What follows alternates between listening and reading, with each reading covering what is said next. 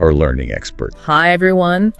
We always hear about studying smarter, not harder, but what does that really mean? Right, like how do we actually do that? Well, today we're going to break it down.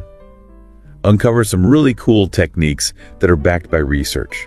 Exactly, because these techniques can really help anyone, from students to, well, lifelong learners. Yeah, anyone who wants to just get the most out of the study time, right? Definitely. So let's start by tackling this myth.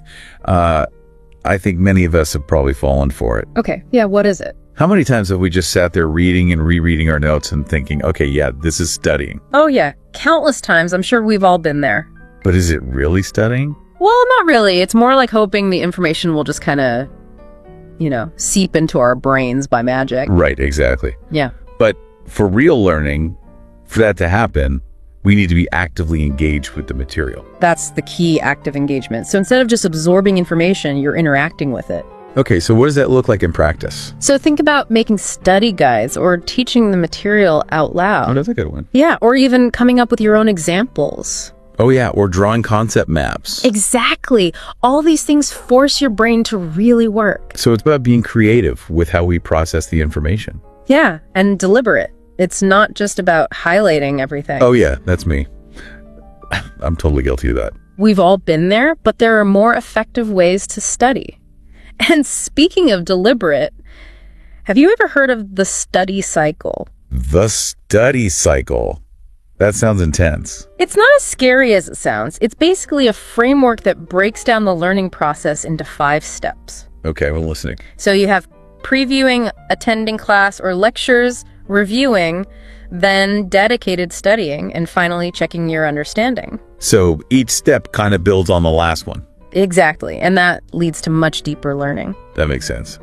It's making me think about how I used to cram for tests. Ah, the good old days. Right. I always thought it was just part of the student experience. Painful, but necessary. Exactly. But you're telling me there's a better way. Oh, there definitely is. Research has shown that spaced out studying is far more effective than cramming. Really? I always thought cramming was just the way to go. Yeah, a lot of people think that, but one study actually found that students who spaced their study sessions over several days, they remembered significantly more information than those who crammed everything into one session. Wow, that's pretty amazing. So how does spacing things out actually help us learn better? Well, for one thing, it's a lot less intimidating to study for 40 minutes a day than to face a 4-hour cram session. Right, I can definitely see that. But more importantly, spacing gives your brain time to actually process and absorb the information. It's like planting a seed and giving it time to grow. Okay, yeah, that makes sense. So we're giving our brains a breather between study sessions. Exactly, and that allows it to make connections and solidify those memories. And hopefully we won't be as stressed. Right, because when you're not constantly stressing about cramming, you're more likely to actually sit down and study. Yeah, that's so true. It's all about making studying feel less overwhelming, right? Precisely. And speaking of managing time, have you heard of the Pomodoro technique? Oh yeah, that's a classic. It's such a simple but effective way to break down your study time into focused intervals. And those intervals can really boost your concentration and productivity. So how does it work? So you set a timer for 25 minutes of focused work, followed by a short 5-minute break. Okay. And you just repeat that cycle. It's amazing how much you can get done when you work in those concentrated bursts. Love that. All right, ready for another technique that I think is just fascinating. Hit me with it. It's called the Leitner system. Okay, yeah, I've heard of that. And it uses flashcards. And this concept called spaced repetition. Right, so you're moving information from short-term to long-term memory? Exactly. So imagine you have different boxes for your flashcards. You start by reviewing all the cards in the first box. Right. If you get a card right, it moves to a box that you review less frequently. But if you get it wrong, it stays in the current box, or even moves back to a box that you review more often. So you're focusing on the cards that you're struggling with. Exactly. And gradually spacing out your review of the cards that you already know well. That's so clever. It's like a personalized training regimen for your flashcard. Right. And there's a ton of research showing that spaced repetition can dramatically improve memory retention. Oh, yeah. Definitely. And it even works for people who have learning challenges like ADHD. Wow. I wish I knew about this back in school. Well, better late than never, right? Right. And the best part is, There are all these digital flashcard apps out there. Oh yeah, like Anki and Quizlet. They make using spaced repetition super easy and convenient. So no excuses. Okay, so we've covered active recall, spaced repetition, time management, all super valuable. Definitely. But what about incorporating visual learning into the mix? Oh, visual learning is so powerful. Right. I'm a big believer in visuals, diagrams, charts, even silly doodles. Anything that helps make the information stick. Exactly. So why are visuals so effective? Well, our brains are wired to process visual information more easily than text. Images are just easier to recall. So when we incorporate visual aids into our studying, we're essentially creating mental shortcuts. Well, I like that, a mental shortcut. So these shortcuts help us to understand and remember complex information. So visual aids help us create these stronger mental models. Exactly. They allow us to see the relationships between different concepts and to organize information in a way that makes sense to our brains. It brings the information to life. This makes me think about the concept of elaboration, going beyond the surface level and digging deeper by asking why and how questions. Elaboration is key. It helps us connect new information to what we already know. We're building bridges between different areas of knowledge. And creating a stronger network of understanding in our brains. Exactly. And visual aids can be incredibly helpful for elaboration. How so? Well, when you draw a diagram to explain a concept, you're forced to think about the different components and how they fit together. You're actively engaging with the material. Precisely. So we're weaving a richer tapestry of understanding by adding those visual elements and asking those why and how questions. Exactly. And the more connections we can make, the more likely we are to remember the information. It's like building a web of knowledge in our minds. I love that analogy. This is all making so much sense. Yeah. Now, before we get into even more cool techniques, I think it's important to talk about self-care. Oh, self-care is essential. Sleep, exercise, a healthy lifestyle. These all play a role in effective studying, right? Absolutely. Your brain is like a muscle. You need to nourish it and take care of it if you want it to perform at its best. That's a great point. So we need to make sure we're getting enough sleep, eating nutritious foods, and moving our body. All of these things can have a huge impact on your cognitive function and your ability to learn. It's like setting the stage for successful studying. Exactly. When you're feeling your best, you're more likely to be focused, motivated, and ready to learn. That's a great place to pause for now, I think. We've already uncovered so many fascinating techniques and insights. It's been a great discussion so far. We'll be back in a moment with even more tips and tricks to help you level up your study game. Welcome back to the Learn English Lab. We're still diving deep into study techniques, and I'm already thinking about how I can use these to learn better. Yeah, I think we can all benefit from these ideas. Before the break, we were talking about self-care and how it's so important for effective studying. It really is crucial. You know, when we're stressed or sleep deprived, our brains just don't work as well. It's like trying to run a marathon without any fuel, right? Exactly.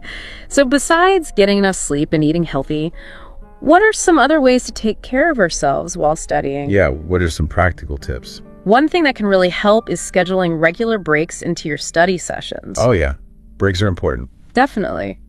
Just like our bodies need time to rest, our brains need downtime too. Yeah. So set a timer for every hour or so. Get up, move around, stretch, or just step away from your studies for a few minutes. I know, I definitely need to do that more often. I get so caught up in my work, and then I end up feeling totally drained. It's easy to forget about breaks, but when we push ourselves too hard, we're actually less productive. So it's counterproductive. Exactly. So give yourself permission to take breaks and don't feel guilty about it. Your brain will thank you. Exactly. Okay, so we've talked about individual techniques, but what about the environment where we study? Can that affect our learning? Oh yeah, the environment can make a big difference. Right. Some people need absolute quiet to focus, while others prefer a little background noise. It really depends on the person. You know, I used to think I needed total silence, but I've actually found that I concentrate better with some ambient noise.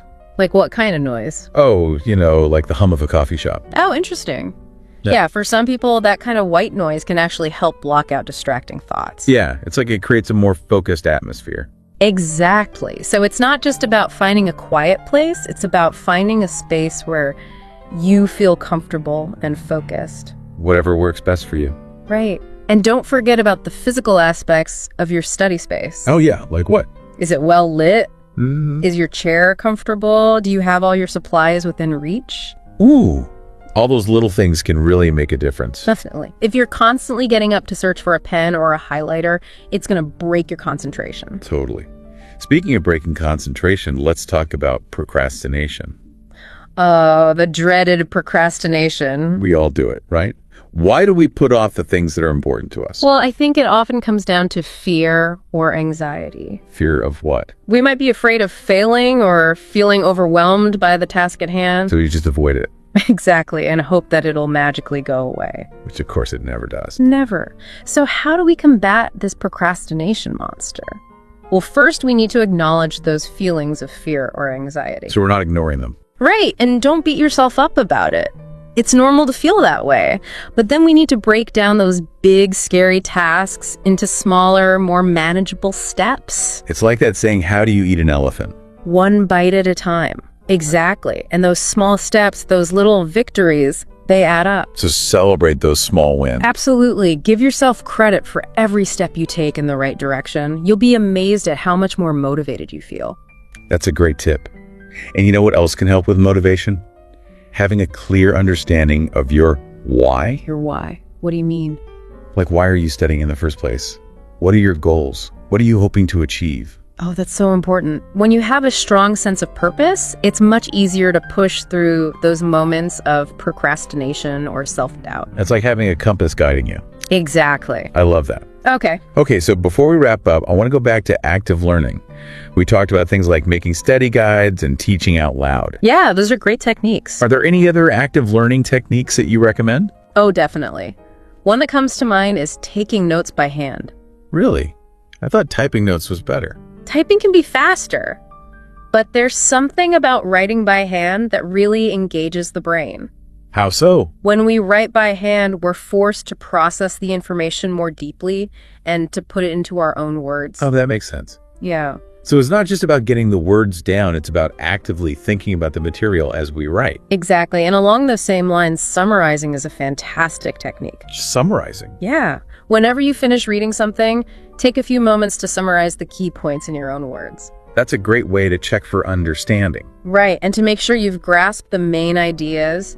It's all about being an active participant in the learning process. Not just passively hoping that the information will stick. Exactly. The more we can engage our brains, the more we'll learn and retain. This has been such an insightful conversation. I'm already feeling more confident about my own study habits. That's great to hear. And remember, there's no one right way to study. It's about finding what works best for you. So experiment. Try new things and create a study routine that's effective and enjoyable. And don't get discouraged if something doesn't work for you. Just keep trying until you find what clicks. That's great advice. And to all our listeners out there, thank you so much for joining us on this deep dive into effective study techniques. It's been a pleasure. Remember to like, share, and subscribe to the Learn English Lab YouTube channel for more brain-boosting content. And keep those brains firing. Until next time, happy studying. And we're back to the Learn English Lab. Wow. I can't believe we're already wrapping up this deep dive into study techniques. Yeah, time flies when you're having fun learning. Doesn't it? We've covered so much good stuff. From active recall and spaced repetition to creating the perfect study environment, and of course, self-care.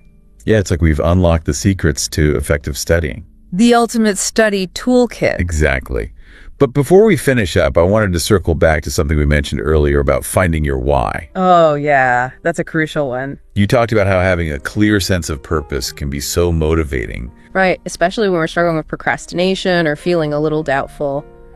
So can you talk a bit more about that? Why is finding your why so important? Well, think of it like this. When you really know why you're studying, when you have a vision of what you want to achieve, yeah, it's like having this guiding star. You know, it gives you direction. Exactly. It gives you a reason to keep going, even when things get tough. So we're connecting our studies to something bigger than ourselves. To something that truly matters to us. That's powerful. Yeah. And that purpose can be anything, right? Oh, absolutely. It could be about landing that dream job or just expanding your knowledge. Or maybe just becoming a more well-rounded person. Yeah, exactly. The key is to find what really lights you up and let that fuel your learning journey. I love that. It's not just about cramming information into our brains. Yeah. It's about connecting our learning to something meaningful. Right. It's about personal growth and fulfillment. That's so important. So if we're feeling stuck or unmotivated, taking a step back and asking ourselves, why am I doing this? It can make all the difference. It can rekindle that passion for learning. Exactly. This has been such a fantastic conversation. It really has. I've learned so much from you today. I'm glad to hear that. And I hope our listeners have too. I'm sure they have. So before we sign off, I just want to emphasize one key takeaway. Okay, what is it? There's no one-size-fits-all approach to studying. Oh, yeah, that's so important. It's about finding what works best for you. Right.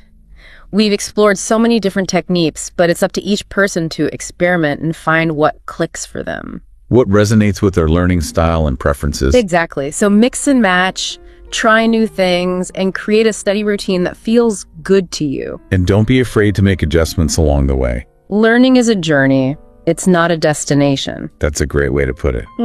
And remember, even small changes can make a big impact on your learning. Don't underestimate the power of small steps. Well said.